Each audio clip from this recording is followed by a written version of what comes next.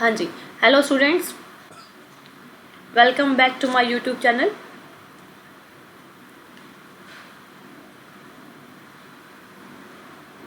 चलिए, जैसा कि आप सबको पता है 15,000 की सीरीज मैंने स्टार्ट की है। तो आपने देखा ही होगा part first and part second अभी अपलोड नहीं हुआ है, वो भी मैं करूँगी। तो ये है पार्ट थर्ड में हम 150 से 200 क्वेश्चन ही पूरे कवर करेंगे। उसमें आपको मैं रेशनल भी बताऊंगी और बहुत सारे क्वेश्चन एक क्वेश्चन में से भी जिससे बनते हैं हमसे। तो सारे मिलाकर 200 क्वेश्चन की सीरीज रहेगी ये। तो वीडियो को एंड तक देखना ताकि आपकी जो नॉलेज है वो और ज़्यादा ब्रॉड हो सके और बढ़ सके। चलिए स्टार्ट करते हैं क्लास को, वीडियो को। तो सबसे पहले हमें पॉजिटिव थॉट को रीड करना होगा। लिखा है, शायद हाथों की लकीरें मंजिल तक ना पहुंचा पाएं, लेकिन आपकी मेहनत आपकी मंजिल तक ज़रूर पहुंचाएगी। तो हमें जो है कभी भी किस्मत के भरोसे नहीं बैठना चाहिए। हमें जो है हमेशा अपनी मेहनत के भरोसे रहना चाहिए। आज करेंगे तो ही हमें जो है आने वाले टाइम में हमारी मंजिल मिल पाएगी। यदि आज ही नहीं किया, आज का दिन खराब किया, तो वो नेक्स्ट जो आपकी मंजिल है वो आपको नहीं मिल पाएगी। ये एक कड़वा सच है। चलो अब हम आगे चलते हैं वीडियो को की ओर, अपने क्वेश्चन सेशन की ओर। तो मैं पैटर्न स्टार्ट कर रही हूँ क्वेश्चंस का। हम लोगों ने बच्चों कल क्वेश्चन किए थे, यदि आपको याद हो, कि allergic test is done through intradermal route, है ना। कैसे करते हैं हम जब भी कोई एलर्जिक टेस्ट करते हैं और स्पेशली इंट्राडर्मल रूट का यूज़ करते हैं। तो ऐसा क्यों करते हैं, इंट्राडर्मली रूट क्यों यूज़ करते हैं हम लोग, और ये कैसे दिया जाता है। जब इंजेक्शन देते हैं ना आईडी, तो कैसे देते हैं। तो याद रखना, जब भी इंट्राडर्मल इंजेक्शन देते हैं ना, वो एक ऐसा इंजेक्शन होता है जहाँ पे हमें सेंसिटिविटी चेक करनी होती है। फॉर एग्जांपल, जैसे किसी पेशेंट का हमने ट्यूबरक्लोसिस का मोन्टोक्स टेस्ट करना है, तो वहाँ पे हम क्या करते हैं, इंट्राडर्मल इंजेक्शन देते हैं। ठीक है, हम जो पीपीडी प्रोवाइड करते हैं, प्यूरिफाइड प्रोटीन डेरिवेटिव, आप लोगों को सबको पता होगा। टीबी वाले पेशेंट के अंदर हम इंट्राडर्मल इंजेक्शन देते नहीं है, मतलब एक चेक करने के लिए देखते हैं। पीपीडी हम ये एडमिनिस्टर करते हैं, प्यूरिफाई प्रोटीन डेरिवेटिव होता है ये। ठीक है, जो कि हम 0.5 ml देते हैं पेशेंट की स्किन के अंदर, और इसको बहुत धीरे धीरे देना होता है इस इंजेक्शन को। और फिर हम 72 घंटे बाद पेशेंट को असेस करते हैं कि पेशेंट के अंदर जो हमारा इंडुरेशन बना है, जो स्कार बना है, वो पॉजिटिव है या फिर नेगेटिव है। तो ऐसे टेस्ट को बार बार जांचने के लिए, असेस करने के लिए किसी कंडीशन को, उसमें हमेशा इंट्राडर्मल रूट का यूज़ होता है। और जिसका एंगल पूछे एग्जाम में वो होता है 15 डिग्री, मतलब 15 डिग्री के एंगल पे हम इस टेस्ट को करते हैं, फिर इस इंजेक्शन को देते हैं। ठीक है, चलो आगे चलते हैं। नेक्स्ट क्वेश्चन, किसी पेशेंट का स्कोर आया ग्लासगो कोमा स्केल, कि वो क्या इंडिकेट करेगा। तो आप लोग को जानते हो, ग्लासगो कोमा स्केल होता है जो कि हमें दिखाता है पेशेंट कॉन्शियसनेस को या अनकॉन्शियसनेस को। बट यहाँ 3 है, तो इसकी जो नंबरिंग होती है वो आप सब लोग जानते हो कितनी होती है, 15 तक होती है ना। Motor response, verbal response, I response. सबसे पहले होता है हमारा आई रिस्पॉन्स, फिर मोटर रिस्पॉन्स, फिर वर्बल रिस्पॉन्स, है ना। मोटर आई रिस्पॉन्स, फिर उसके बाद वर्बल, फिर मोटर, ऐसे होता है। तो सबसे पहले आई आती है आँख पे, है ना, फिर आता है वर्बली, हम बोल रहे हैं, मैं बोल रही हूँ, फिर आता है मोटर रिस्पॉन्स। तो ऐसे ही हमारा क्या होता है, हमारा ना एक पूरा स्केल बना हुआ होता है। तो उस स्केल के अकॉर्डिंग हम पेशेंट को चेक करते हैं कितनी कॉन्शियसनेस है पेशेंट में, कितनी नहीं है। तो इसने बोला है 3 है, तो 3 लिथार्जी तो नहीं है पेशेंट, तो पेशेंट होगा यहाँ पे अनकॉन्शियसनेस, डीप कोमा या फिर नॉर्मल कंडीशन। नॉर्मल कंडीशन तो बच्चों बिल्कुल भी नहीं है। नॉर्मल कंडीशन होती है 13 to 15 वाली, जिसका इतना हमारा स्कोर आता है। तो ये लिथार्जी भी नहीं है, अनकॉन्शियसनेस है या फिर डीप कोमा। तो पेशेंट किस में जाएगा, ये डीप कोमा या फिर अनकॉन्शियसनेस। पेशेंट हमारा क्या है, अनकॉन्शियसनेस है। डीप कोमा बच्चों होता है हमारा 7 to 8 के बीच में।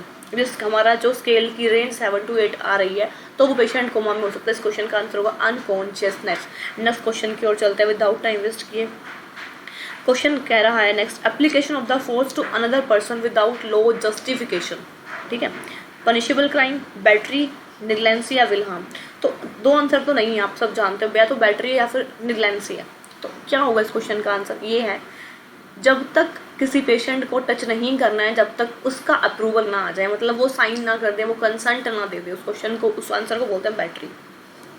ठीक है, विदाउट ला जस्टिफिकेशन, इसी बात का मीनिंग बनता है कि जब तक किसी पेशेंट का अप्रूवल या साइन या कंसर्न नहीं आता, तब तक उस पेशेंट को टच नहीं करना है आपको। तो इस क्वेश्चन का आंसर होगा हमारा बैटरी। आगे चलते हैं नेक्स्ट क्वेश्चन पे। Alarm, execution and resistance are concept related to. ये तीनों चीज़ें किसका कंसेप्ट देती हैं। ठीक है, मेडिकल बिलीफ मॉडल का, जनरल अडाप्टेशन सिंड्रोम का, हेल्थ कंजर्वेशन मॉडल का, या फिर कन्वेंशनल मॉडल का। तो ये साइकेट्रिक का क्वेश्चन है और 2 बार एग्जाम में देखा गया है।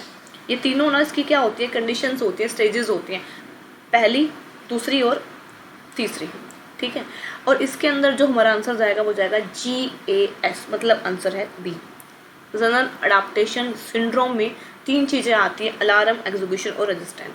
कभी कभी बच्चों एग्जाम में ये भी क्वेश्चन आता है कि इसका सीक्वेंस कैसे होता है। जैसे फॉर एग्जांपल मैं आपको सीक्वेंस बताऊं, जैसे मैं यहाँ पे आपको लिख रही हूँ, एक तो दे दिया RAE, ठीक है, एक सीक्वेंस दे दिया आपको EAR, एक सीक्वेंस दे दिया आपको ARE, ठीक है। इस तरीके के सीक्वेंस आते हैं, तो कैसे सीक्वेंस दोगे, तो आंसर होगा हमेशा R। ये याद रखना आप, ये R, ठीक है, R याद रखना है, alarm, execution and resistant. R करके याद रखोगे तो कभी नहीं भूलोगे, लाइफ में भूलोगे ही नहीं कि GAS एक सिंड्रोम होता है जिसके अंदर R यूज होता है और R से होता है अलार्म, रेजिस्टेंस और आपका रेजिस्टेंस, ठीक है। आगे चलते हैं नेक्स्ट क्वेश्चन की ओर। Quality counselling of India sponsor accreditation system for hospital and health institute, किसने भाई ये जो है हमारा डेवलप, तो इसका आंसर होगा NABARD, ठीक है। चलिए आगे चलते हैं नेक्स्ट क्वेश्चन की ओर। Itching, pain, fear, nausea, stress, anxiety, these are symptom, ये किस टाइप के सिम्टम्स शो करते हैं हमारे, स्पेसिफिक तो नहीं है, ऑब्जेक्टिव है या तो सब्जेक्टिव, रिलेटिव भी नहीं है, तो दोनों ऑप्शन की बात करें तो itching, pain, fear, nausea, stress and anxiety, ये सारी चीज़ें पेशेंट क्या करेगा, बताएगा आपको, है ना। देखो पेन पेशेंट बता सकता है, तो हम क्या करेंगे, ऑब्जर्व करेंगे या फिर सब्जेक्टिव सिम्टम होगा, सब्जेक्टिव सिम्टम में आएगा। फियर, पेशेंट को डर लग रहा है, पेशेंट को नोजिया है, स्ट्रेस है, ये सारे के सारे जो है ना बच्चों सब्जेक्टिव होते हैं। ऑब्जेक्टिव वो होते हैं, मैंने आपको पहले भी प्रीवियस वीडियो में बताया हुआ है, ऑब्जेक्टिव वो होते हैं जो नर्स असेस कर सके। फॉर एग्जाम्पल पेशेंट का टेम्परेचर है, पेशेंट को BP एनालिसिस करना है, पेशेंट का अपने पल्स ऑक्सीमीटर से आपने जो उसकी O2 सैचुरेशन को चेक कर लिया, मतलब जो आपकी आइज के सामने है वो होता है ऑब्जेक्टिव, जो आप ऑब्जर्व कर रहे हो, ओ से ऑब्जेक्टिव, ओ से ऑब्जर्व। आगे चलते हैं नेक्स्ट क्वेश्चन की ओर, विदाउट टाइम वेस्ट किया आपका। चलिए नेक्स्ट क्वेश्चन है हमारा, ये फिर आ गया, देखो एनीमा वाले क्वेश्चन कितने आ रहे हैं। कल से मैं 3 क्वेश्चन को अटेम्प्ट कर चुकी हूँ। Which of the following enema is given to relieve inflammation, जो इन्फ्लामेशन को रिलीव कराए वो कौन सा एनीमा है, एंथेलमेंटिक, प्यूरगेटिव, एस्ट्रोजेंट या बेरियम एनीमा। देखो प्यूरगेटिव तो बच्चों पेरिस्टल्सिस को इंक्रीज कराता है, एस्ट्रोजेंट एनीमा क्या करता है, एंथेलमेंटिक एनीमा कीड़ों को खत्म करता है, वॉर्म इन्फेस्टेशंस, ठीक है। ये आंसर तो नहीं होगा, फिर क्या होगा, एस्ट्रोजेंट एनीमा है, एस्ट्रोजेंट एनीमा होगा या फिर बेरियम एनीमा जो डायग्नोसिस करने में हेल्प करता है, तो बचा आंसर हमारा सी, है ना, एस्ट्रोजेंट एनीमा। नेक्स्ट क्वेश्चन करते हैं, brown crust which are formed and the teeth and lips are called, यदि कहीं हमारे लिप्स पे ब्राउन कलर की पपड़ी जम जाती है, या फिर मैं कहूँ कि जैसे स्किन उतर रही है, ब्राउन क्रस्ट मतलब होता है स्किन का उतरना, तो वो किस कंडीशन को इंडिकेट कर रहा है, टार्टर, सोर्स, चारकोल या एनिमल। तो आप सब कहोगे सोर्स को कर रहा है, तो आंसर होगा हमारा डी, है ना, क्योंकि एनिमल क्या होता है, एनिमल जो होता है ना हमारे टिथ में प्रेजेंट है ना, ये जो विटामिन डी में जो है हमारे टिथ के अंदर विटामिन डी का वो होता है ना, पूरा का पूरा प्रोवाइड करता है उसको, है ना, विटामिन डी की डेफिशिएंसी को क्योर करता है, ये कैल्शियम को जो है मैनेज करके चलता है, तो वो होता है हमारा। और चारकोल क्या होता है, चारकोल बच्चों यूनिवर्सल एंटीडोट होता है, जब किसी पेशेंट ने पॉइजन पी लिया और कुछ समझ नहीं आ रहा है क्या लेना है, तो आप चारकोल का एंटीडोट यूज़ कर सकते हो, तो आंसर सी हमारा यूनिवर्सल एंटीडोट होता है। और टार्टर नहीं है, इस क्वेश्चन का आंसर होगा हमारा डी, सोर्स है ये। नेक्स्ट क्वेश्चन क्यों चलते हैं, complication of IV infusion include except, कौन सी कॉम्प्लिकेशन इन्फ्यूजन में नहीं है, ठीक है, जिससे मतलब कि कोई कॉम्प्लिकेशन नहीं होती है। इन्फिल्ट्रेशन आप लोग जानते हो होती है, सारा फ्लूइड बाहर आ जाता है ना, सेल जो है कैसा हो जाएगा, पूरा हैवी हो जाएगा। उसके बाद बोल रहा है air embolism, dehydration and circulatory overload, सारी कंडीशन हो सकती है, बट डिहाइड्रेशन IV इन्फ्यूजन की कॉम्प्लिकेशन नहीं है, है ना। सर्कुलेटरी ओवरलोड मतलब पानी ज़्यादा भर गया, एयर एम्बोलिज्म एयर का एम्बोलिज्म बन गया जो कि मूव कर रहा है बॉडी के अंदर। एक चीज़ और आती है बच्चों, एम्बोलिज्म क्या होता है, एम्बोलिज्म होता है ऐसा एम्बोलाई जो मूव कर सके, ठीक है, बॉडी में मूव कर सके। थ्रोम्बाई मतलब होता है जो एक जगह चीज़ें पड़ी रही, थ्रोम्बस बन गया, ब्लड क्लॉट हो गया, है ना, तो क्या होगा, ये तो पड़ा रहेगा, लेकिन ये क्या करेगा, हर जगह मूव करता रहेगा बॉडी के अंदर, और सबसे डेंजर भी होता है ये एम्बोलिज्म, ठीक है। चलिए नेक्स्ट क्वेश्चन करते हैं, main extra cellular cation is, कौन सा एक्स्ट्रा सेलुलर कैटायन है, सोडियम, पोटेशियम या फिर कैल्शियम या फिर फॉस्फोरस। तो कैटायन और एनायन दो चीज़ें होती हैं, एक होती है एक्स्ट्रा, एक होती है हमारी इंट्रा। एक्स्ट्रा की बात करें, इसके अंदर आता है आपका सोडियम, है ना। और इंट्रा की बात करूँ तो इसमें क्या आएगा, इसने पूछा है हमसे एक्स्ट्रा सेलुलर कैटायन जिस पे पॉजिटिव चार्ज हो, पॉजिटिव चार्ज होगा आपका सोडियम पे, ठीक है। तो एक्स्ट्रा सेलुलर कैटायन होता है हमारा सोडियम, एक्स्ट्रा सेलुलर एनायन होता है हमारा क्या, क्लोराइड NaCl, उस पर नेगेटिव चार्ज होता है। और ऐसे ही इंट्रा सेलुलर के अंदर भी होता है। यदि इंट्रा सेलुलर कैटायन की बात करें तो उसमें आएगा आपका पोटेशियम, इंट्रा सेलुलर कैटायन मतलब पॉजिटिव चार्ज हो, और जिस पर नेगेटिव चार्ज हो इंट्रा सेलुलर एनायन वो होता है हमारा फॉस्फोरस, ठीक है। आगे चलते हैं। Which of the following is the post-operative diet is the most appropriate for the client who has had a hemorrhoidectomy? जब किसी पेशेंट की हेमरोइडेक्टमी की जाती है तो पोस्ट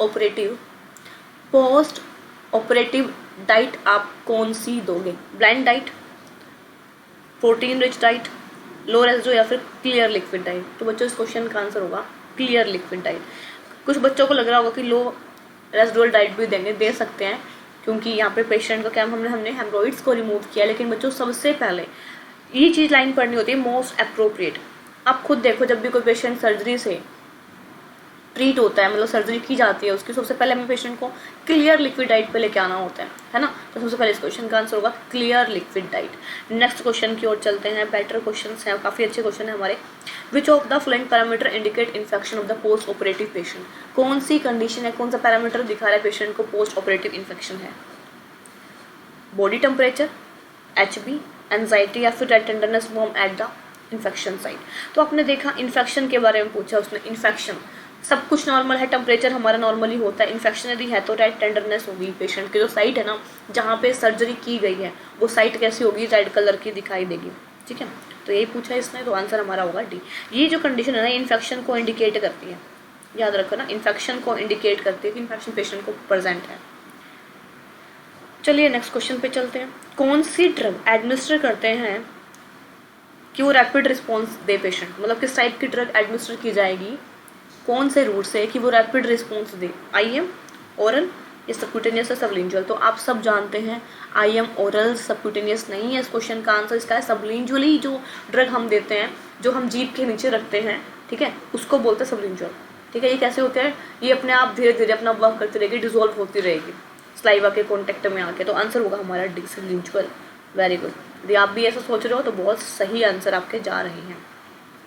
नेक्स्ट क्वेश्चन, कौन सा इंटरनल डिजास्टर है ये पूछ रहा है। जो the following is considered as internal disaster? ऐसी कौन सी कंडीशन को चूज करें जो कह रही है मैं इंटरनल डिजास्टर हूँ? कंप्यूटर का हैक होना, पेशेंट फॉल आएगा, यहाँ पे पेशेंट फुल है सॉरी, तो ये कोई कंडीशन नहीं होती है। नन ऑफ दीज, या फिर इस पेशेंट को निमोनिया है। तो बच्चों हमारे 2 से 3 तरह के डिजास्टर होते हैं। पहला तो होता है हमारा एक्सटर्नल जो भगवान जी देते हैं, है ना। इंटरनल जो मैन मेड होता है, मतलब जो मैन के थ्रू होता है, मैन मेड होता है। और तीसरा वो होता है जैसे कोई इन्फॉर्मेशन टेक्नोलॉजी हैकर्स होते हैं ना, उनके भी हमारे जो है क्या होते हैं, डिजास्टर्स होते हैं। तो बच्चों ये आंसर ए नहीं है। किसी को लग रहा है ना कंप्यूटर हैक होना जो है ये इंटरनल डिजास्टर, ये इन्फॉर्मेटिव टेक्नोलॉजी डिजास्टर है, तो आंसर ये नहीं होगा। इस क्वेश्चन का आंसर सीधा सीधा आंसर सी जा रहा है। जहाँ भी निमोनिया की बात करें, चेस्ट पेन की बात करें, शोक की बात करें, सारे के सारे हमारे क्या हैं, इंटरनल डिजास्टर होते हैं, ठीक है। मोस्ट ऑफ ये कंडीशन है ना आपको रेस्पिरेटरी की देगा या फिर कार्डियो की देगा। अभी भी एग्जामिनर देगा ना इंटरनल डिजास्टर के अंदर, तो या तो वो कार्डियो देगा या फिर वो रेस्पिरेटरी की कंडीशंस दिखाएगा। नेक्स्ट क्वेश्चन करते हैं भाई। Which of the following IV solution में cause movement of water from cell to extra cellular fluid? कौन सा सोल्यूशन है जो मूव करता है सेल से एक्स्ट्रा सेलुलर फ्लूइड के अंदर? तो एक ही सोल्यूशन है। एसिडिक कोई सोल्यूशन नहीं होता है, एसिडिक हमारा pH होता है, और स्टमक का pH आपका एसिडिक ही है, ठीक है। आइसोटोनिक सोल्यूशन होता है बट ये मूवमेंट नहीं कराता, ये इसलिए तो उसको हम फिजियोलॉजिकल बोलते हैं। आपको पता है इस सोल्यूशन को बोलते हैं फिजियोलॉजिकल सोल्यूशन। क्यों? क्योंकि ये शिफ्ट ही नहीं करता है फ्लूइड्स को। सबसे बेटर या सबसे अच्छा माना जाता है आइसोटोनिक सोल्यूशन को। हाइपरटोनिक करता है भाई, हाइपरटोनिक भी नहीं करता है। तो हमारा जो शिफ्टिंग की बात करें ना, तो वो हाइपरटोनिक सोल्यूशन जो है वो शिफ्ट करता है cells to extra cellular fluid के अंदर। नेक्स्ट क्वेश्चन कर लेते हैं। A nurse must be aware that the following complication may be occur due to blood transfusion reaction.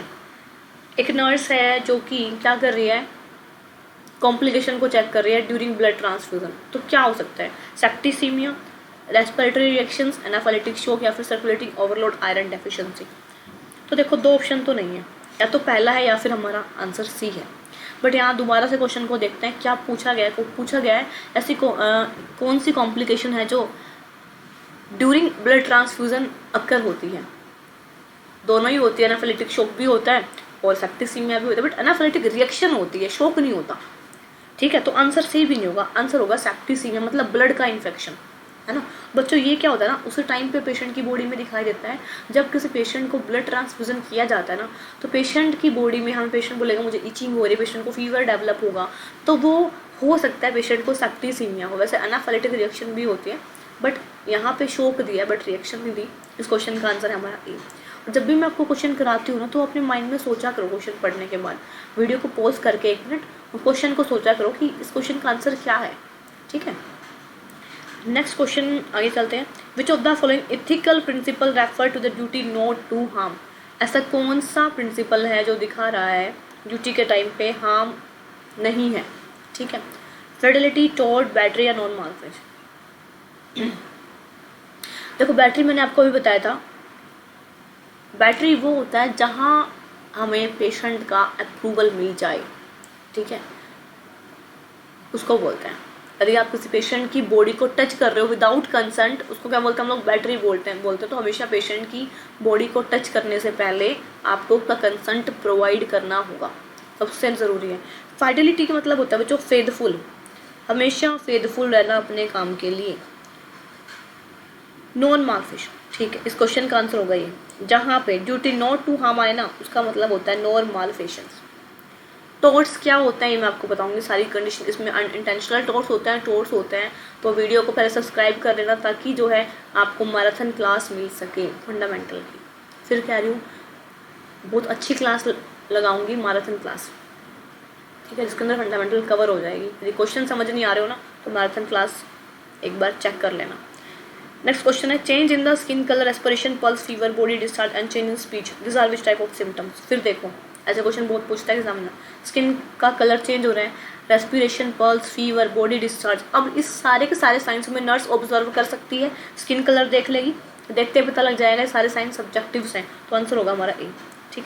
आगे चलते हैं। जो the following enema is given to destroy intestinal parasites, जो कीड़ों को खत्म कर दे, वो कौन सा होता है हमारा, कार्मेंटिव एनिमा तो हमारा गैसेस को रिलीव कराता है, ये गैसेस को रिलीव कराता है बच्चों, ठीक है। एंथेल्मेंटिक एनिमा, एस्ट्रोजेंट एनिमा या फिर बेरियम, तो दोनों ही नहीं, हमारा आंसर होगा एंथेल्मेंटिक। मैंने आपको पहले ही बताया था, आपको याद हो प्रीवियस वीडियो के अंदर। नेक्स्ट क्वेश्चन पे चलते हैं हम लोग। Removal of examination the tissue for diagnostic purpose is known as, किसी टिश्यू को रिमूव करना किसी डायग्नोस्टिक पर्पस के लिए उसे क्या कहते हैं, उसे बोलते हैं बायोप्सी। बायोप्सी क्या होता है, स्पेशली जब किसी पेशेंट को ट्यूमर होता है तो हम बायोप्सी टेस्ट करते हैं। तो बायोप्सी में क्या करते हैं, सेल कल्चर कर लेते हैं, सेल टिश्यू कल्चर कर लेते हैं, तो वो हम उसको बाहर निकालना होता है, ठीक है। तो आंसर होगा हमारा फर्स्ट। MRI आप लोग जानते हो, है ना, FNSC फाइन नीडल होता है, एस्पिरेशन, कल्चर कोई भी हो सकता है, लैब कल्चर है, यूरिन कल्चर है आपका। नेक्स्ट क्वेश्चन करते हैं, कौन सा कार्डिनल साइन नहीं है कार्डिक अरेस्ट के टाइम पे, apnoea, absence of carotid pulse, dilate प्यूपिल या फिर एब्डोमिनल पेन। ध्यान देना इस क्वेश्चन को, इस क्वेश्चन का आंसर होगा एब्डोमिनल पेन, ठीक है। सारे ही सही हैं कि एपनिया भी हो तो सांस रुक जाती है, कैरोटिड पल्स का जो चल रही थी वो बंद हो जाएगी, स्टॉप हो जाएगी, और प्यूपिल्स डायलेट हो जाती है ना, तो आंसर होगा हमारे यहाँ पे डी, ठीक है। साइनोसिस इंडिकेट, किसको इंडिकेट करता है कि ग्लूकोज का लेवल कम हो गया, ब्लड का लेवल कम हो गया, फिर यूरिया या फिर ऑक्सीजन, तो सब जानते हैं, lake of the oxygen. Next question की ओर चलते हैं। साइनोसिस का मतलब जानते होगे ना भाई क्या होता है। नेक्स्ट है act of drawing in vapour और gases into the lungs is known as, इसको क्या कहते हैं, इनोकुलेशन, इनहेलेशन, इंस्टिलेशन, इनक्शन।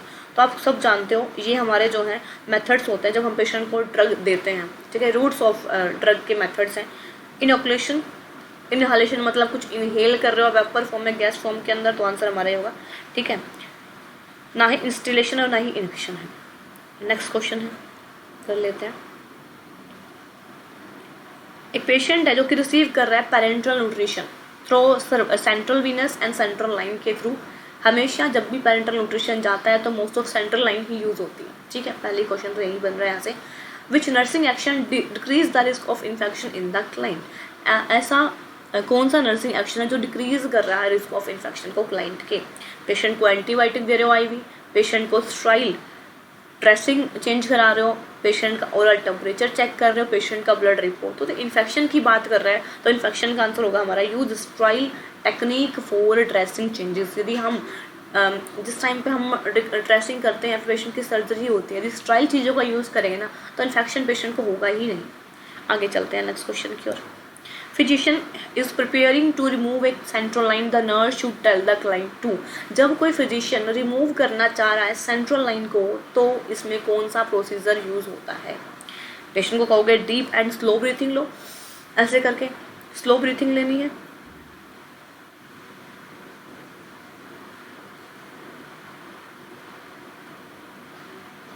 उसके बाद की बात करते हैं, एक सेकेंड,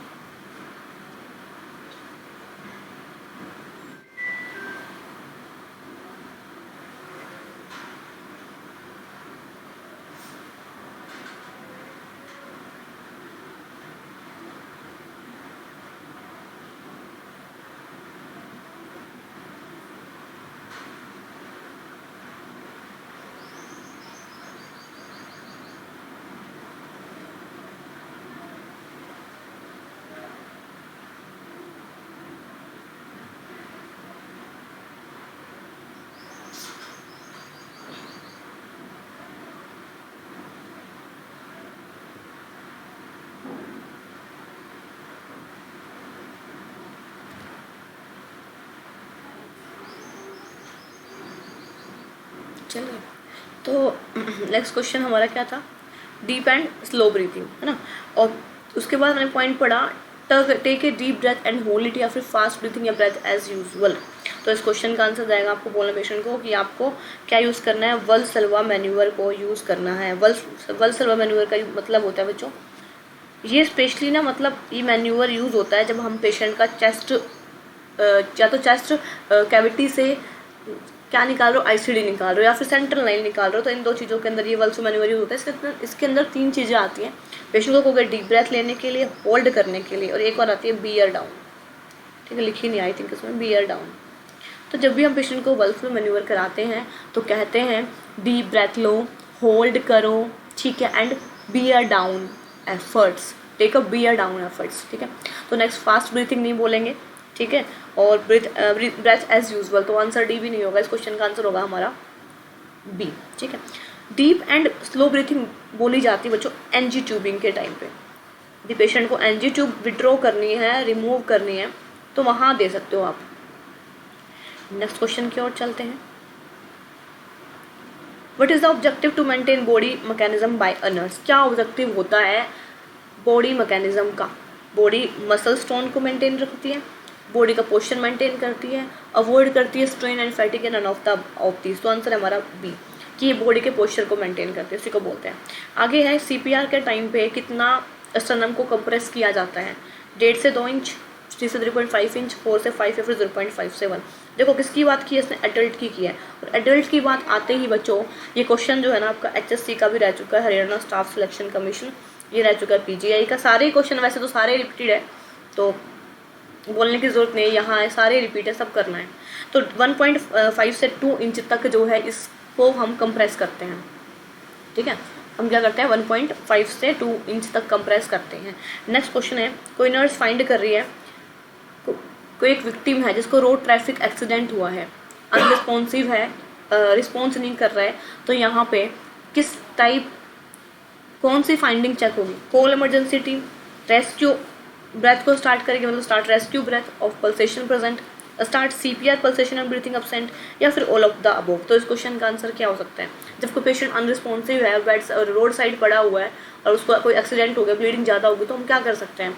सबसे पहले तो इमरजेंसी में टीम में कॉल करेंगे, उसके बाद हम रेस्क्यू कर सकते हैं, है ना, पेशेंट को ब्रीथिंग प्रोवाइड कर सकते हैं, CPR दे सकते हैं। सारे ऑप्शन सही हैं, तो यहाँ प्रायोरिटी सेट नहीं होगी, यहाँ हमारा आंसर होगा D, all of the above. Simple evacuant enema is a. देखो ये क्वेश्चन 4th टाइम आ रहा है। क्या है? लॉन्ग रिटेनिंग है, टेंशन है, नॉन रिटेंशन है, barium. Barium animal diagnose purpose से यूज़ करते हैं जब किसी पेशेंट का डायग्नोज करना होता है, तो इस क्वेश्चन का आंसर होगा सी, नॉन रिटेंशन एनिमल। आगे चलते हैं जी। Next question, difference between apical होगा, ओपिकल नहीं होता है, एपिकल पल्स होता है, एंड रेडियल पल्स, इन दोनों के डिफरेंस को क्या कहते हैं? पल्स ऑक्सीमीटर नहीं भैया, एक डिवाइस होती है जिसके अंदर हम क्या करते हैं, पल्स को चेक करते हैं और ऑक्सीजन का सैचुरेशन भी चेक करते हैं, O2 सैचुरेशन। तो आप लोगों ने देखा होगा GM स्विच में क्वेश्चन आया जिसने पूछ लिया स्पायरोमीटर यूज इन, ठीक है, पूछा था हमारा जो है स्पायरोमीटर यूज कहाँ कहाँ होता है, यूज इन करके था। Check the pulsation, check the O2, both या नन ऑफ द बोथ। तो बच्चों ने लगाया था यहाँ पे कि पल्स ऑक्सीमीटर पल्स चेक करेगी, लेकिन नहीं, वो O2 की रीडिंग भी देती है, ठीक है। तो आंसर यहाँ वहाँ पे बोथ गया था, लेकिन काफ़ी बच्चों का आंसर वो गलत हो गया था। पल्स प्रेशर है, पल्सेशन, पल्सेशन मतलब होता है पल्स का क्या होना, बीट होना। पल्स डेफिशिट या पल्स प्रेशर, देखो दोनों के बीच में कन्फ्यूजन अभी दूर हो जाएगी। पल्स प्रेशर होता है हमारा डायस्टोलिक बीपी और सिस्टोलिक बीपी, दोनों का को माइनस जब हम करते हैं तो पल्स प्रेशर निकल के आता है। जैसे कि डायस्टोलिक पेशेंट का 120 है, सॉरी सिस्टोल यहाँ पे डायस्टोलिक 90 है और हमारा डायस्टोलिक 120 है, तो दोनों को माइनस करोगे तो कितना आ जाएगा, आपका आ जाएगा 30। तो ये हमारा निकल गया पल्स प्रेशर। पल्स डेफिशिट वो होता है जब एपिकल पल्स और रेडियल पल्स दो हैं, उसमें क्या हो जाए, डिफरेंस दिखाई दे, दोनों में डिफरेंस दिखाई दे, उसी को बोलते हैं हम क्या, पल्स डेफिशिट। तो आंसर इस क्वेश्चन का होगा डी। आगे चलते हैं भाई। नेक्स्ट क्वेश्चन बच्चों बहुत ज़्यादा इंपॉर्टेंट है। A tendency to view one on way of life as the most desirable, acceptable और best and to act in superior manner toward another culture. इस क्वेश्चन का मतलब आप अभी नहीं समझ पाए होगे, तो मैं आपको बता देती हूँ। इस क्वेश्चन का मीनिंग है जब कोई सुपीरियर कल्चर या फिर कोई नॉर्मल कल्चर है किसी का भी, और वो अपने आप को माने कि मैं ही सुपीरियर हूँ, मैं ही सबसे ऊपर हूँ, उसको क्या कहते हैं? कल्चर टैबोज, सोशलाइजेशन, इथनोसेंट्रिज्म या फिर कल्चरल वैल्यू। तो इस क्वेश्चन का आंसर होगा हमारा सी, इथनोसेंट्रिज्म। इसका मतलब होता है बच्चों अपने ही कल्चर को सुपीरियर समझना, अपने ही कल्चर को हायर समझना, ठीक है, इसका मतलब ये होता है। तो इस क्वेश्चन का आंसर हमारा सी। फॉर एग्जाम्पल से समझो, जैसे कोई मुस्लिम फैमिलीज है, ठीक है, जो मुस्लिम फैमिलीज हैं उनमें जो फीमेल्स होती हैं वो क्या पहनती हैं, बुर्खा पहन के चलते हैं, तो वो क्या सोचती हैं कि मैं ही सुपीरियर हूँ, इस टाइप का। फॉर एग्जांपल चाइना है और इंडिया है, पाकिस्तान है। चाइना क्या करता है, चाइना स्नेक का सूप पीता है, मतलब इस टाइप की चीज़ें वो अलग से ही करता है, तो वो सोचता है मैं ही सबसे सुपीरियर हूँ, मैं ही सबसे, मेरा एक कल्चर अलग है। तो आप लोगों ने सुना होगा, देखा होगा, चाइना के बारे में सब लोग जानते हैं, तो वो अपने आप को बहुत सुपीरियर समझते हैं। तो उस कंडीशन में वो बोलते हैं इथोसेंट्रिज्म, जब कोई कल्चर, अपना कल्चर ही सुपीरियर समझा जाए, ऊपर समझा जाए, उसको बोलते हैं इथोसेंट्रिज्म। आगे क्वेश्चन को पढ़ लेते हैं। फिर आ गया एनिमा वाला क्वेश्चन, आपका पीछा नहीं छोड़ने वाला ये क्वेश्चन आपका। कौन सा एनिमा पेरिस्टल्सिस मूवमेंट को इंड्यूस कराता है? तो पी से पेरिस्टल्सिस हो गया और पी से प्यूरगेटिव एनिमा। आगे चलते हैं।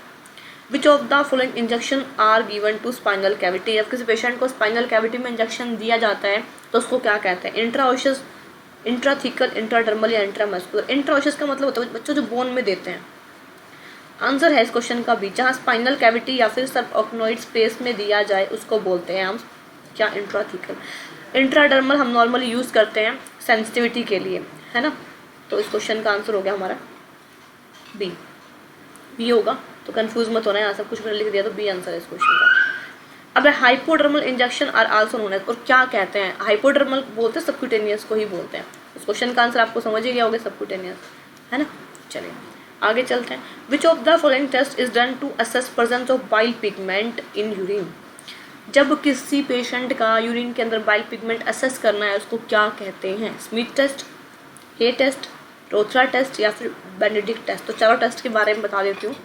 बाइल पिगमेंट की बात करता है ना बच्चों, तो बाइल पिगमेंट में आता है स्मिथ टेस्ट। हे टेस्ट होता है जहाँ पे बाइल साल्ट का यूज़ करते हैं, बाइल साल्ट। रोथरा टेस्ट होता है जहाँ पे कीटोन्स की बात करते हैं। कीटोन्स होते हैं ना, कीटोन, यूरिया कीटोन्स, और एक नॉर्मली कंडीशन जो है डायबिटिक कीटोसिडोसिस के अंदर जो है कीटोन्स बढ़ जाते हैं बॉडी में। ये जो टेस्ट है बेनेडिक्ट टेस्ट, ये शुगर को असेस करने के लिए किया जाता है, यूरिन के अंदर शुगर का लेवल चेक करने के लिए। तो इस क्वेश्चन का आंसर है स्मिथ टेस्ट। देखो ये दोनों बाइल साल्ट और बाइल पिगमेंट दो कंफ्यूज कर देता है बच्चों को एग्जाम में। तो याद रखना बाइल पिगमेंट, इधर देखो पिगमेंट है ना बड़ा दिख रहा है आपको, और ये स्मिथ भी दिख रहा है आपको बड़ा, है ना, as comparison to Hay test. तो इसलिए यहाँ पे हमने बोलेंगे कि बाइल पिगमेंट इज स्मिथ, क्योंकि दोनों चीज़ें हमें बड़ी दिख रही हैं, और हे टेस्ट मतलब छोटा, तो साल्ट भी छोटा, है ना। ऐसे याद कर सकते हो यदि आपको याद ना रहे तो। वाटर सील ड्रेनेज सिस्टम क्या है? इज आल्सो कॉल्ड एज, क्या कहलाता है? ओपन चेस्ट, नैंसल इनहेलर या फिर नन ऑफ द अबव। तो इस क्वेश्चन का आंसर है ये ओपन चेस्ट ड्रेनेज नहीं होता है, वाटर सील होता है क्लोज चेस्ट ड्रेनेज। तो आंसर है हमारा बी।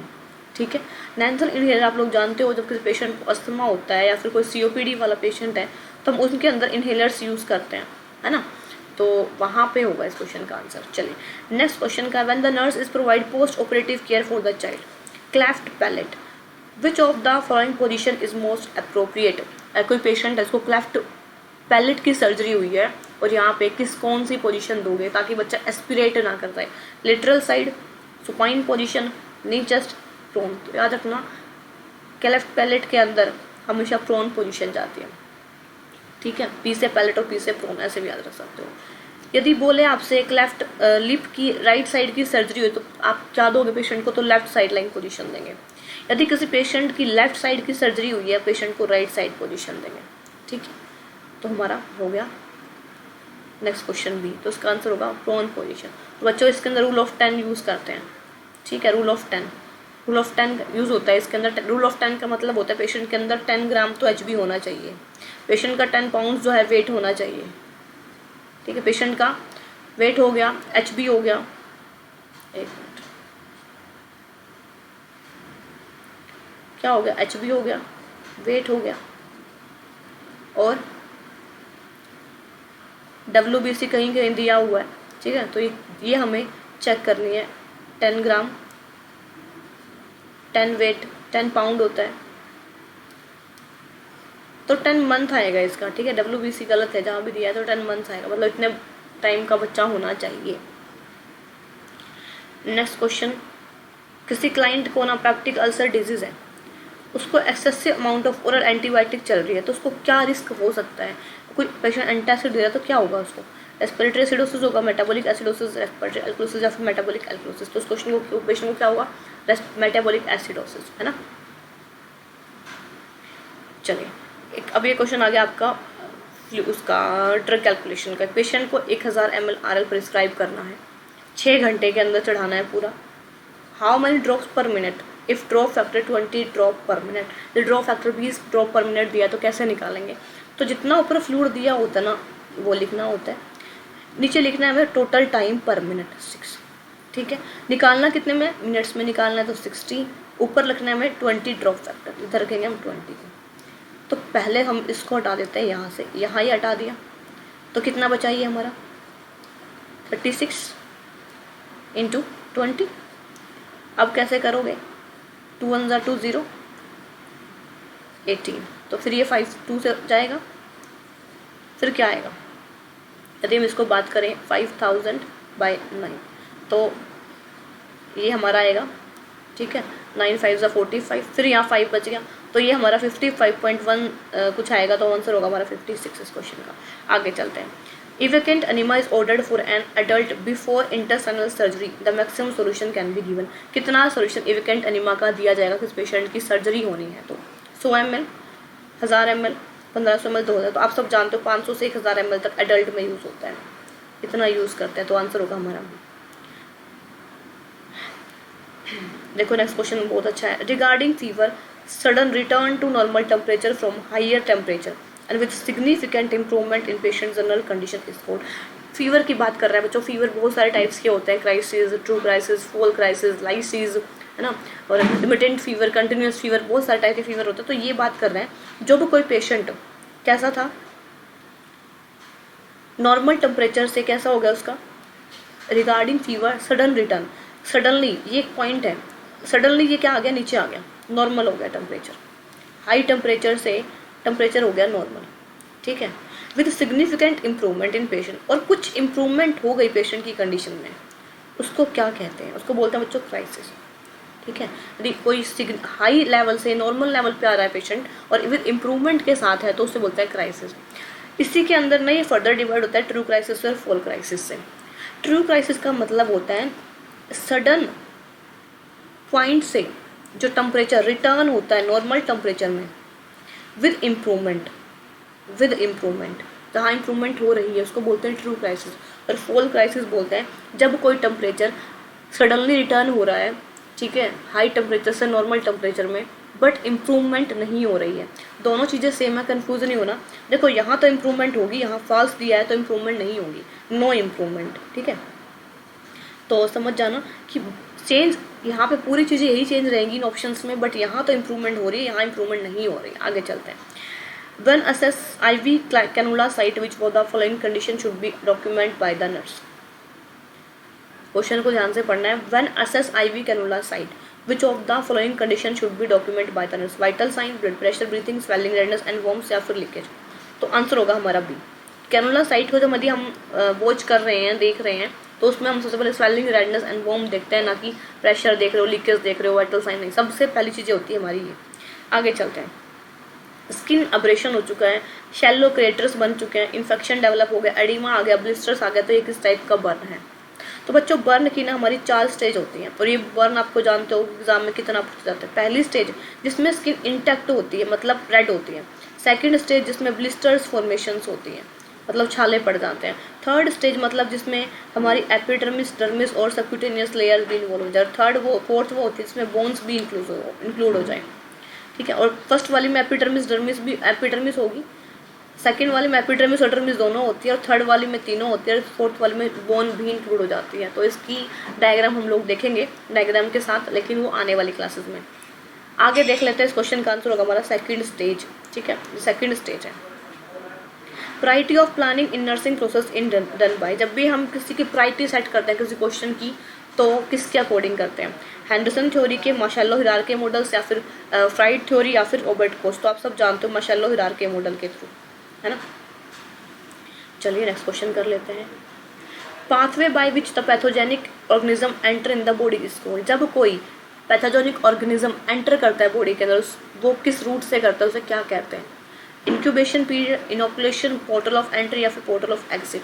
बच्चों पोर्टल ऑफ एग्जिट का मतलब बाहर निकल जाना। पैथोजेनिक ऑर्गेनिज्म जो बाहर निकल गया बॉडी से, हमारी बॉडी रिकवर हो चुकी है, सही हो चुकी है, तो इस क्वेश्चन का आंसर होगा पोर्टल ऑफ एंट्री, ठीक है। एंट्री करना। इंक्यूबेशन किट क्या होता है? जब कोई किसी कंडीशन के अंदर पेशेंट की बॉडी में ऑर्गेनिज्म अंदर चला जाए और यहाँ पे फर्स्ट साइन सिम्टम दिखाए, पहला साइन सिम्टम दिखाता है, उसे बोलते हैं इंक्यूबेशन। नेक्स्ट क्वेश्चन करते हैं। आइडियल टेम्परेचर ऑटोक्लेविंग का कितना होता है? आप सब जानते हैं 121 डिग्री सेल्सियस। जब भी किसी पेशेंट को माउथ वॉश करा रहे हो, एंटीसेप्टिक सॉल्यूशन कौन सा यूज़ करोगे? स्प्रिट, H2O2, बिटाडीन, या C2H5OH। तो आप सब क्या करते हो बच्चों आप करते हो H2O2, ठीक है। Sterilise the surgical instrument should be keeped in the boiled water. 7 star question. 4 बनेंगे, 5, 6, 7। 1 मिनट तक रखोगे, 2, 20 से 10। जब भी कोई सर्जिकल इंस्ट्रूमेंट हमें रखने होते हैं डाल के, ठीक है, तो उसमें रखते हैं 10 मिनट तक। कोई भी इंस्ट्रूमेंट रख रहे हो डीप करके, तो 10 मिनट तक रखते हैं। Rectal temperature should be insert in children up to. कितने अंदर जो है पेशेंट बच्चे के अंदर इंसर्ट किया जाता है? तो सारी आप देख रहे हो, ये भी ज़्यादा, ये भी ज़्यादा, ये भी ज़्यादा है, तो आंसर होगा हमारा बी, ठीक है। ज़्यादा भी नहीं करना, क्योंकि वेगस नर्व स्टिमुलेट हो गई ना, तो काम खराब हो जाएगा। फिर वेगस नर्व को स्टिमुलेट नहीं करवाना होता है। चलिए आगे चलते हैं। Most common site for the pleural aspiration is. जब किसी पेशेंट की बॉडी में, चेस्ट कैविटी में, ठीक है, फ्लूइड भर जाता है, तो वो कहाँ से निकालेंगे? Most common site for the pleural aspiration, aspirate मतलब जहाँ से निकालना है आपको, विड्रॉ करना है, तो कौन सी कैविटी साइट होती है? तो बच्चों वो होती है आपकी सेकंड और थर्ड। तो आंसर होगा यहाँ पे हमारा थर्ड, सेकंड नहीं है, तो आंसर जाएगा थर्ड। आगे पढ़ते हैं। The nurse is prepare to administer feeding by Ryle's tube and the nurse would perform which of the following before starting of the feeding. जब बोला है जब कोई नर्स प्रिपेयर कर रही है, एडमिनिस्टर कर रही है फीडिंग को राइल्स ट्यूब के थ्रू, और nurse would perform which of the following before starting the feeding. Nurse feeding को स्टार्ट करने से पहले क्या परफॉर्म करेगी? फीडिंग स्टार्ट कराएगी। 50% H2O कंसनट्रेशन, बिल्कुल रॉन्ग। फीडिंग मिल्क के साथ शुरू की जाएगी। First of all assess the tube placement and aspirate stomach content, या answer D. Start feeding with the warm solid food. Solid food तो चलते ही नहीं है भाई, इसमें लिक्विड ही चलता है हमारा। जब भी हम पेशेंट को नॉर्मल, जब नाक से जो नली डली होती है, एनजी ट्यूब जो डली होती है, हम कोई फीडिंग देते हैं तो कैसे देते हो? लिक्विड फॉर्म की होते हैं। आपका दूध हो गया, है ना, आपका पानी हो गया, या फिर आपका कोई सूप हो गया, इस टाइप की फीडिंग वहाँ पे चलती है। तो इस क्वेश्चन का आंसर होगा सबसे पहले हमें असेस करना है पेशेंट की प्रॉपर ट्यूब प्लेस है या नहीं है, फिर हम एस्पिरेट कर सकते हैं कंटेंट को स्टमक का, ठीक है, उसके बाद हम देख सकते हैं। फिर हमारा जो है ये जो सीरीज़ थी ना इस क्वेश्चन की वो तो हो गई अभी ख़त्म। अब दूसरे क्वेश्चन की सीरीज़ मैं निकालती हूँ।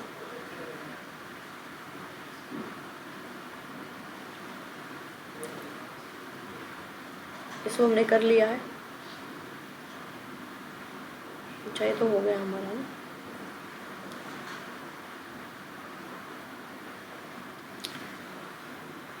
ये करते हैं हम लोग, the planning step of nursing process include, क्या क्या इंक्लूड होता है, assessment and diagnosis, nursing action, या formulation of the goal and nursing, या फिर इवॉल्वेशन। तो कोई जानता होगा इस क्वेश्चन का आंसर? इस क्वेश्चन का आंसर होगा भाई आपका नर्सिंग, असेसमेंट एंड डायग्नोसिस, है ना, यही चीज़ चेक करनी होती है। फिर a patient is being treated with a sodium warfarin has protamine 2 minutes, which of the following nursing intervention is most appropriate? जब किसी पेशेंट ने प्रोटामाइन वारफरिन को ले लिया है तो यहाँ पे नर्सिंग इंटरवेंशन क्या रहेगी? न्यूरोलॉजिकल असेसमेंट करना, पेशेंट को देखना कि थेरेपी के बारे में, वाइटल साइन को चेक करना है, फिर साइन ऑफ एबनॉर्मल ब्लीडिंग। तो आंसर होगा हमारा डी, क्योंकि बच्चों ये दोनों एंटीकोगुलेंट्स है और दोनों के दोनों का काम क्या होता है? ब्लीडिंग कराती हैं। वारफरिन और हिपेरिन दोनों ही ब्लीडिंग कराती हैं, ऐसी ड्रग है, ठीक है। तो बार बार पेशेंट को ऑब्जर्व करना होता है कि पेशेंट को अब नॉर्मली ब्लीडिंग तो नहीं हो रही है, और फिर मान लो सपोज करो ब्लीडिंग हो रही है तो क्या करोगे? पेशेंट को एंटीडोट दोगे। हिपेरिन का एंटीडोट होता है आपका प्रोटामाइन सल्फेट। और एंटीडोट क्या होता है? एंटीडोट वो होता है जो इस ड्रग के अपोजिट काम करे, ठीक है, ब्लीडिंग हो तो उसको कंट्रोल कर ले। तो हिपेरिन का एंटीडोट क्या है? हमारा प्रोटामाइन सल्फेट है। और ये बहुत बार 2020 तक जो है एम्स में पूछा गया क्वेश्चन है, प्रोटामाइन सल्फेट अभी भी आता है। और वारफरिन का क्या होता है? विटामिन के। विटामिन के जो होता है ना ये आपका हेल्प करता है ब्लीडिंग को कंट्रोल करने में। विच of the following assessment should not be performed by the registered nurse? कौन सी एक्शन है, कौन से असाइनमेंट है जो कि हमारी जो नर्स है वो परफॉर्म नहीं कर सकते हैं? सीपी को मॉनिटर करना, राइस ट्यूब को इंसर्ट करना, फोलिक एसिटर को, या फिर suturing and clips in surgery. तो आंसर है डी, भाई सर्जरी वर्जरी नहीं कर सकती, सूचरिंग वगैरह, ठीक है। कोल्ड शॉक को क्या कहते हैं? एनाफाइलेटिक शॉक कहते हैं, हाइपोवोलेमिक शॉक कहते हैं, सेप्टिक शॉक, है फिर कार्डियोजेनिक शॉक। तो आप सब जानते हो cold shock is known as hypovolemic shock, है ना। तो आंसर होगा हमारा बी। चलो आगे चलते हैं। Which of the following is considered as the most important aspect of the hand washing? Water, friction, time duration of the run of the bob. जब पेशेंट हैंड वॉशिंग करता है तो उसमें कौन कौन से स्टेप्स होते हैं? तो भाई वाटर भी यूज़ करोगे, फ्रिक्शन मतलब बार बार रबिंग करोगे, टाइम ड्यूरेशन भी होना चाहिए क्योंकि हैंड वॉशिंग का नॉर्मली 1 मिनट का टाइम होता है ना। यदि नॉर्मल कर रहे हो, सर्जिकल कर रहे हो तो 5 मिनट का होता है। सर्जिकल मतलब ओटीएम की बात कर रही हूँ मैं, 5 मिनट का। हैंड रब कर रहे हो स्प्लिट वगैरह के थ्रू, सॉल्यूशंस के थ्रू, तो वो होता है आपका 40 सेकेंड का, ठीक है। चलो intra spinal injection are known as, जो हमारी स्पाइनल कैविटी में जो इंजेक्शन देता है उसको क्या कहते हैं? इंट्राओशियस, इंट्राथीकल, इंट्राक्रेनियल, या फिर हमारा इंट्राथीकल। तो हमने पढ़ा था स्पाइनल या फिर सबऑक्नाइड स्पेस में जो इंजेक्शन दिया जाता है उसको बोलते हैं क्या? इंट्रास्पाइनल। आगे चलते हैं भाई। इंट्राओशियस बच्चों बोन में होता है, ठीक है, ये जो है ना बोन में देते हैं इस इंजेक्शन को। चलिए नेक्स्ट क्वेश्चन हम करते हैं। अब मैं कुछ क्वेश्चन आपको भी दूंगी, जिन्होंने इस 3 क्वेश्चंस का आंसर सही किया उसको मेरी तरफ से क्लासेस फ्री, ठीक है। For colostomy irrigations temperature of irrigating solution should be. जब किसी पेशेंट को कोलोस्टमी इरिगेशन करते हैं तब जो हम सोल्यूशन का जो हमारा टेम्परेचर होता है वो कितना होना चाहिए? 70 to 80, 80 to 90, 90 to 100, या फिर 110 to 110। तो इस क्वेश्चन का आंसर भी आपको बताना है। नेक्स्ट है vaginal irrigation is also known as vaginal ring, वेजिनोलोस्टमी, नन ऑफ द अबव, या फिर वजाइनल डॉच। तो इसका आंसर होता है हमारा भी। जब भी इरिगेशन की बात करते हैं वजाइना में तो उसको बोलते हैं वजाइनल डॉच। प्रोटोस्कोप क्या है? रेक्टल एग्जामिनेशन करने की डिवाइस है या फिर स्कोप है, आप सभी जानते हो। Visualisation of the common bile duct is a procedure that is called. देखो आप सबको पता है ये दोनों नहीं है, तो ये आंसर होगा या फिर ये, इसी में ही कंफ्यूज होकर बैठे रहना एग्जाम में, ठीक है। तो अब आप लोग बताओगे क्वेश्चन इसका आंसर क्या होगा ए और बी में से। Body temperature between 103 to 105 degree Fahrenheit, moderate pyrexia है ये, है ना। माइल्ड तो होता ही कितना है हमारा, कम होगा, है ना, 100 से 103 तक जाएगा। सीवियर पायरेक्सिया हो जाएगा आपका 105 से 108, और हाइपर हो जाता है हमारा 105 से। PRN क्या है? Before meal, when required, immediately, या फिर अपकमिंग मॉर्निंग। क्वेश्चन है आपके लिए। PC स्टैंड फॉर, क्वेश्चन है आपके लिए। बहुत इजी क्वेश्चन दे रही हूँ आपको, ठीक है। जो टफ थे वो मैंने सब करा दिए हैं, बहुत इजी है ये, तो आपको आने ही चाहिए। दिए भी नहीं आ रहे हैं तो फिर बच्चों पढ़ने की बहुत ज़रूरत है। एक इमरजेंसी डिपार्टमेंट में नर्स है जो प्रिपेयर कर रही है किसी चाइल्ड को, मतलब ट्रीट कर रही है किससे? एसिटामिनोफेन, ओवरडोज हो गया उस पेशेंट को। तो नर्स रिव्यू करेगी फिजिशियन की प्रिस्क्रिप्शन को और देखेगी फिजिशियन ने क्या प्रिस्क्राइब किया, क्या डोपामिन, एंटीजी, एसिटाइल सिस्टाइन या हिपेरिन। तो डोपामिन नहीं है, एंटीजी नहीं है, हिपेरिन हमारा ये क्या होता है? एक एंटीकोगुलेंट है, बताया था ऊपर मैंने आपको। तो हिपेरिन भी नहीं है। इस क्वेश्चन का आंसर होगा बी, बिकॉज ये हमारा एसिटामिनोफेन का क्या है? एसिटाइल सिस्टाइन इसका एंटीडोट होता है ना। हम लोगों ने ये भी पढ़ लिया, तो क्वेश्चन तो हो गए अब खत्म।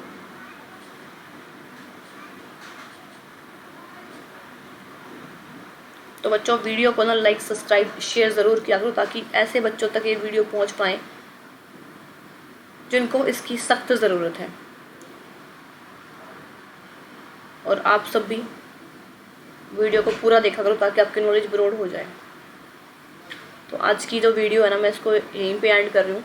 तो प्लीज़ वीडियो को लाइक, शेयर, सब्सक्राइब ज़रूर किया करो, थोड़ा सा सपोर्ट करो, क्योंकि 15,000 की सीरीज़ है, ताकि मुझे भी मोटिवेशन मिले आपके कमेंट के साथ। आप यदि आप कोई भी वीडियो को शेयर कर रहे हो तो मुझे मोटिवेशन मिलता है इन चीज़ों से, और करने का मन करता है, ठीक है। तो ये जो टाइम रहेगा बहुत लंबा रहेगा, तो उसमें मुझे भी मोटिवेशन की ज़रूरत है, जैसे मैं आपको मोटिवेट करती हूँ हर लाइन्स में।